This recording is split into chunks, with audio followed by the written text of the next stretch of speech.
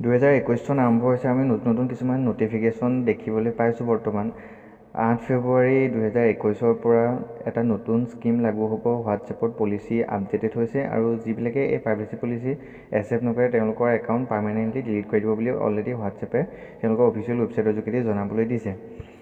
বৰ্তমান যিসকলে ছেটিংছত তেওঁলোকৰ এই পপ আপ পাই থাকে নটিফিকেশ্যন হোৱাটছএপৰ নতুন পলিচি একচেপ্ট কৰিবলৈ, কিন্তু যিসকলে এতিয়ালৈকে একচেপ্ট কৰা নাই, যদি তেওঁলোকে 8 ফেব্ৰুৱাৰীৰ আগত এই পলিচি একচেপ্ট নকৰে তেতিয়াহ'লে তেওঁলোকৰ একাউণ্ট পাৰ্মানেণ্টলি ডিলিট কৰি দিয়া হ'ব। তেওঁলোকে কেতিয়াও হোৱাটছএপ অ'পেন কৰিব নোৱাৰিব সেই নাম্বাৰটোত। এতিয়া বৰ্তমান কথাটো হৈছে নতুন পলিচিৰ মতে হয় কি, যদি এতিয়া আমি জানো যে হোৱাটছএপত বৰ্তমান আমি ভিডিঅ' কলিং, হোৱাটছএপ চাট এইবিলাক কৰিব পাৰোঁ, কিন্তু আমি কিছুমানে হয়তো শুনিছোঁ বা কিছুমানে নাজানে যে 8 ফেব্ৰুৱাৰী 2021 চনৰ পৰা আমি যেনেকৈ ফ্লিপকাৰ্ট, এমাজন এইবিলাকত শ্বপিং কৰোঁ, আমাৰ ইণ্টাৰেষ্টবিলাক তেওঁলোকে ইণ্টাৰেষ্ট বেছত কিছুমান অফাৰ দেখুৱাব, কিছুমান প্ৰডাক্ট দেখুৱাব, যিবিলাক আমি হয়তো ফ্লিপকাৰ্ট বা এমাজনত বাই কৰোঁ, কিন্তু হোৱাটছএপৰ যোগেদিও সেইবিলাক আগন্তুক দিনত বাই কৰিব পৰা হ'ব। বৰ্তমান এই পলিচিৰ মতে যিসকলে হোৱাটছএপ চলাব, যিসকলে হোৱাটছএপ ইউজ কৰিব, তেওঁলোকে হয়তো আগন্তুক দিনত পইচাও দিবলগীয়া হ'ব পাৰে প্ৰত্যেকটো মেছেজৰ বাবদ। বৰ্তমান সেই পলিচিত এতিয়ালৈ সেই কথাটো আংশিকভাৱেহে দি থোৱা হৈছে, কিন্তু ইণ্টাৰেষ্ট বেছত যিখিনি প্ৰডাক্ট তেওঁলোকে দেখুৱাব সেইখিনি অলৰেডি পলিচি আপডেটেড হৈছে। অৰ্থাৎ আপোনালোকে পপ আপ দেখিবলৈ পাব হোৱাটছএপ যেতিয়া ইউজ কৰিব, এডভাৰটাইজমেণ্ট পাব, অৰ্থাৎ হোৱাটছএপ চলাবলৈ অতিকৈ বেয়া হ'ব। কিন্তু যিসকলৰ মোবাইলত ষ্টক এণ্ড্ৰইডৰ সুবিধা আছে তেওঁলোকে হয়তো এই প্ৰব্লেম ইমানকৈ ফেচ নকৰিব পাৰে, কিন্তু যাৰ মোবাইলত ষ্টক এণ্ড্ৰইডৰ সুবিধা নাই তেওঁলোকে হয়তো এই প্ৰব্লেমটো অতিকৈ ফেচ কৰিব। হয়তো হোৱাটছএপ লেগ কৰিব পাৰে কিছুমানৰ মোবাইল। তাৰ এই পৰিস্থিতিৰ পৰা বচাৰ উপায় কি সেই বিষয়ে আজি আমি আপোনালোকক দেখুৱাম যে ইয়াৰ পৰা বাচিবলৈ আপোনালোকে কি কৰিব লাগিব। যদি আপোনালোকে নিবিচাৰে যে আপোনালোকৰ মোবাইলৰ হোৱাটছএপত কোনো ধৰণৰ এডভাৰটাইজমেণ্ট আহক, কোনো ধৰণৰ প্ৰডাক্ট কিনিবলৈ আপোনালোকক শ্ব' কৰক, তেতিয়াহ'লে আপোনালোকে হোৱাটছএপৰ মোড এপ্লিকেশ্যন ইনষ্টল কৰি ল'ব লাগিব। যি দুটা হৈছে হোৱাটছএপ গ'ল্ড আৰু হোৱাটছএপ প্ৰাইম। এই মোড অফিচিয়েলি আনঅফিচিয়েলি ৰিলিজ কৰা হ'ব।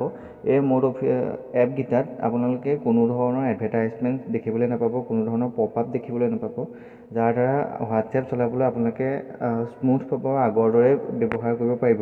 আৰু আগন্তুক দিনত যেতিয়া এটা মেছেজৰ বাবদ আপোনালোকে পইচা পে' কৰিব লাগিব, সেই সুবিধাটো হোৱাটছএপ গ'ল্ড আৰু হোৱাটছএপ প্ৰাইমৰ যোগেদি আপোনালোকে ফ্ৰী অফ কষ্ট লাভ কৰিব পাৰিব। এতিয়া চাওঁ হওক এই হোৱাটছএপ গ'ল্ড আৰু হোৱাটছএপ প্ৰাইম এপ্লিকেশ্যন দুটা আপোনালোকে ক'ৰ পৰা ইনষ্টল কৰিব লাগিব। তাৰ বাবে আমি গুগল ক্ৰ'ম ব্ৰাউজাৰত গ'লোঁ, তাত টাইপ কৰিলোঁ www.whatsapp-installing.com।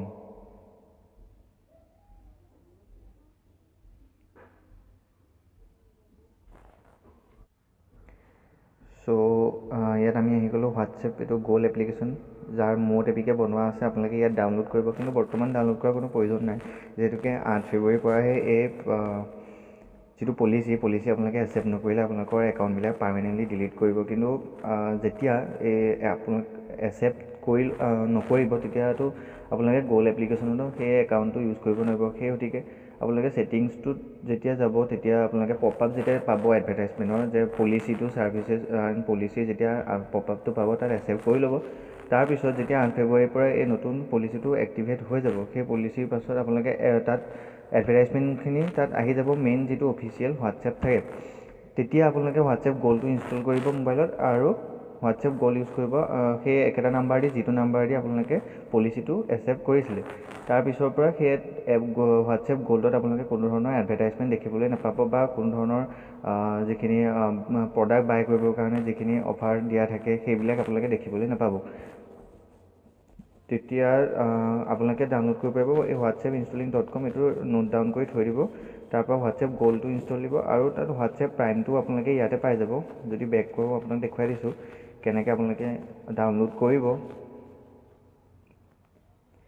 তললৈ যাব, আপোনালোক স্ক্ৰল কৰিব, এইটো আপোনালোকে পাই গৈছে হোৱাটছএপ প্ৰাইম। হোৱাটছএপ প্ৰাইমটো আপোনালোকে তেনেকৈয়ে ইনষ্টল দিব পাৰিব। ইয়াত ক্লিক কৰি দিব।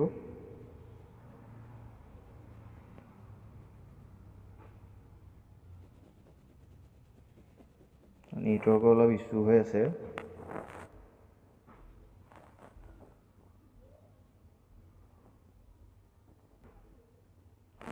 ঠিক আছে, হোৱাটছএপ প্ৰাইম ওলাইছে ইয়াত এপিকেটো। আপোনালোকে যেতিয়া 8 ফেব্ৰুৱাৰীৰ পাছত নতুন পলিচি আপডেটেড হৈ যাব, আপোনালোকে এইটো ইনষ্টল দিব। ইনষ্টল দি আপোনালোকে একেটা নাম্বাৰে হোৱাটছএপ খুলিব আৰু তেতিয়াৰ পৰা আপোনালোকে এই কোনো ধৰণৰ অসুবিধা নোপোৱা এপিকেটো চলাব পাৰিব।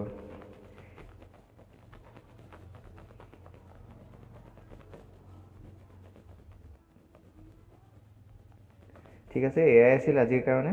আশা কৰিছোঁ আপোনালোকে বুজিব পাৰিছে। আৰু যদি কিছুমানে ভয় খাইছে যে মোড এপিকে ইউজ কৰিলে মোবাইলৰ কিবা প্ৰব্লেম হ'ব পাৰে, ভাইৰাছ যাব পাৰে, তেতিয়ালৈকে আপোনালোকে কোনো চিন্তা নকৰিব।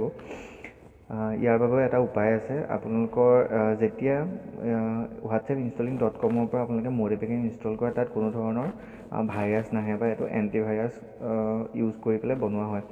চ' স্কেন কৰা থাকে, আপোনালোকে ইমান চিন্তা কৰিব নালাগে। আপোনালোকৰ ডিভাইচেও স্কেন কৰিহে ইনষ্টল দিয়ে, সেই গতিকে আপোনালোকে